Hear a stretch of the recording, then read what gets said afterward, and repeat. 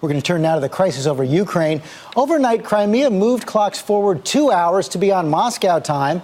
And with Russian troops continuing to mass on the Ukraine border, Secretary of State John Kerry will engage in some last-ditch diplomacy with Russia's foreign minister today in Paris. ABC's chief foreign correspondent Terry Moran is there. Good morning, Terry.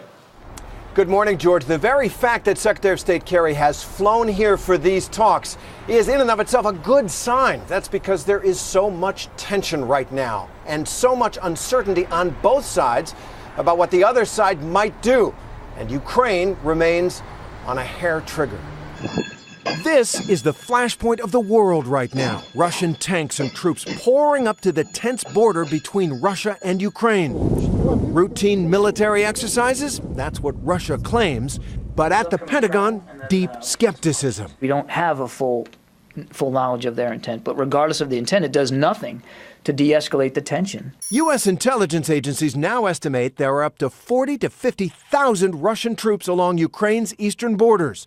So what does Putin want? Across the lands of the former Soviet Union, there are millions of ethnic Russians, just like in Crimea. Putin now claims the right to defend all of them, whatever that means.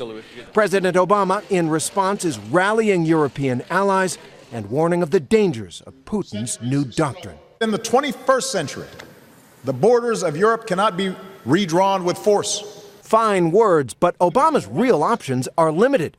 The White House has ruled out a military response, and some European leaders are deeply reluctant to impose tough sanctions on Russia that might derail their own fragile economies.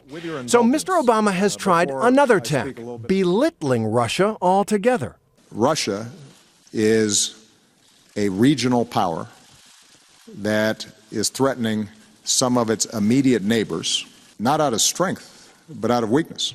After Crimea, some analysts say, that sounds unconvincing.